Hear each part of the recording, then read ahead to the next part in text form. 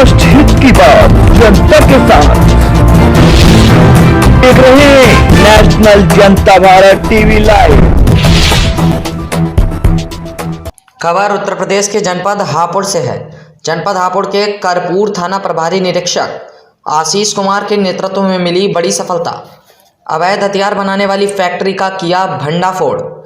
10 तमंचे, 315 के एक बंदूक, एक राइफल, 6 कारतूस के साथ एक अभियुक्त को किया गिरफ्तार। संवाददाता आलम टाइगर की खास रिपोर्ट। की रात्रि में थाना क्षेत्र कपूरपुर में थाना प्रभारी को सूचना प्राप्त हुई कि नरेना के जंगल में कोई खंडहर में अवैध फैक्ट्री का काम कर रहा है। इस सूचना पर विश्वास करते हुए थाना प्रभारी ने अपनी पूरी टीम के साथ वहां दबिश दी। तो एक कुख्यात अपराधी जो जावेद थाना वचड़ा कला थाना कपूरपुर क्षेत्र का ही रहने वाला है, उसको गिरफ्तार किया गया है और उससे 13 असले बरामद हुए हैं। इनमें से जो 10 असले हैं, 315 बोर के कट्टे हैं, एक राइफल है 315 बोर की, एक 12 बोर की सिंगल बैरल है और एक 315 बोर का जो तमंचा है वो अधबना हुआ है, वो बरामद हुआ है। साथ ही साथ उनसे 12 बोर के और 315 बोर के कार्टिजेस बरामद हुए हैं। जो फैक्ट्री बनाने के एपरेटस हैं वो सारे के सारे बरामद हुए हैं। पूछताछ पर जावेद ने कई महत्वपूर्ण सूचनाएं दी हैं। इसमें बताया है कि एनसीआर में कई क्षेत्रों से उसको जब डिमांड आती है तो वो ये कट्टे सप्लाई कराता है। किस किस को कट्टा बेचा गया है और किस किस से उसका कनेक्शन है, उसके आधार पे हम सारी चीज़ों को लिंक कर रहे हैं। मौके से इसका एक साथी जो जुल्फिकार नाम का है वो मौके से भाग गया है।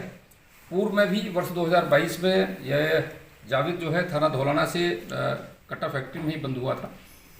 इसके ऊपर एक अन्य मुकदमा भी अब तक जानकारी में आया है। अन्य क्रिमिनल हिस्ट्री की इसके बाद इससे जानकारी की जा रही है। इसको गिरफ्तार किए माननीय न्यायालय में पेश किया जा रहा है। आगामी लोकसभा चुनाव भी है कि उनमें पूछताछ में पता पड़ता है कि चुनाव में सप्लाई होने पड़ती है। इसने कई चुनावों के संदर्भ में डायरेक्ट तो इसने नहीं बताया है, लेकिन ये जरूर कहा है कि कुछ लोग इससे जो कनेक्टेड थे या किसी के माध्यम से इसको सूचना आती थी तो एक कट्टा जो है ये 5 से 7 हज़ार में बेचते थे। एक जो बैरल सिंगल बैरल थी वो 10 से 12 हज़ार की और राइफल 15 से 20 हज़ार रुपये में बेचा करते थे। जो जैसा कस्टमर आता था उसी के हिसाब से लोग बेच देते थे। जो डिमांड आती थी उसी के हिसाब से लोग बार्गेनिंग करके अपना रेट तय कर लेते थे।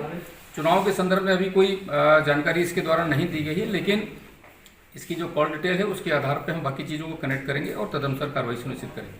सर, पुलिस के लिए कोई रिपोर्ट